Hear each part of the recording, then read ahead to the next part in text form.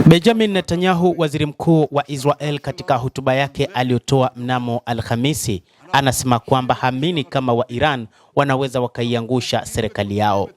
Waziri mkuu huyo wa Israel Benjamin Netanyahu ametumia msemo kwamba unaweza kumuongoza mtu kwenye maji lakini huwezi kumnywesha. Amesema waziri mkuu huyo katika mkutano wa kwanza na waandishi wa habari katika kipindi cha vita kati ya Marekani pamoja na Israel dhidi ya Jamhuri ya Kiislamu ya Iran.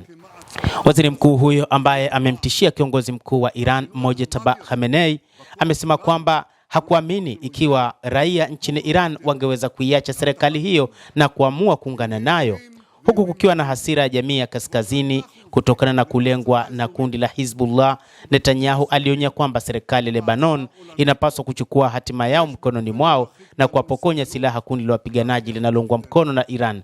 Vinginevyo Israel italazimika kufanya hivyo na kufanya mashambulizi mazito dhidi ya taifa hilo la Lebanon.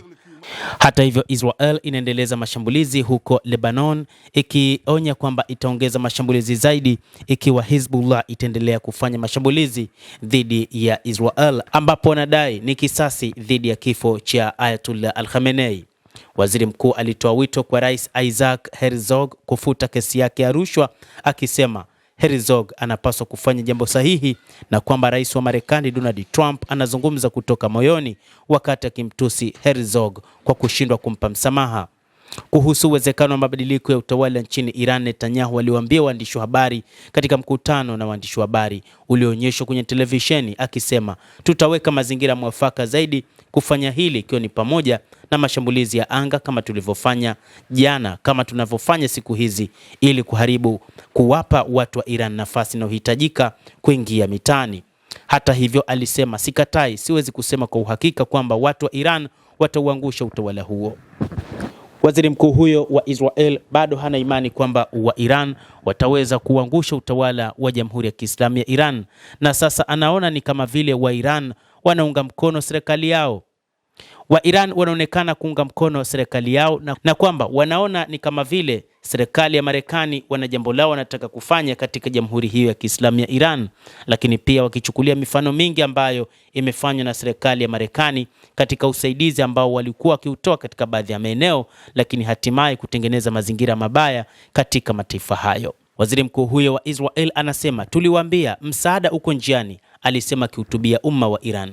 Hata hivyo, mzozo huo unaonekana Netanyahu akisisitiza kuwa Jamhuri ya Kiislamu tayari imedhoofika sana.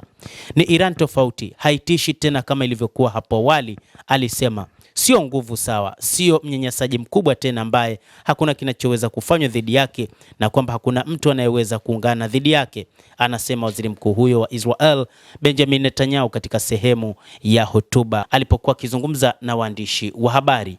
Akijibu maswali kutoka kwa waandishi wa habari kupitia Zoom, inaonekana kwa sababu ya hali ya wasiwasi ya usalama, Netanyahu alisisitiza madai yake kwamba mapumziko ya kutumia nguvu ni muhimu kwa sababu utawala huo umerejea kwenye silaha zake za nyuklia na mipango ya makombora ya ballistic tangu vita vya siku 12 vya Israel na Iran Juni mwaka uliopita. Kiongozi mkuu wa Iran Al-Khamenei ambaye aliuawa katika ufunguzi wa kampeni ya Marekani na Israel karibu wiki mbili zilizopita alikuwa ameonywa na Israel kutojaribu kujenga upya programu hizo, Netanyahu alisema, lakini Khamenei badala yake aliharakisha mpango wa nyuklia wa Iran na kuuzika chini ya ardhi, na sasa tulimuondoa Khamenei, alisema waziri mkuu huyo wa Israel bwana Benjamin Netanyahu. Endelea kutufuatilia, lakini ni kusihi usisahau kulike, usisahau kucomment, kadhalika usisahau kusubscribe channel yetu hii ili upate habari hizi kwa mapana kupitia The World News.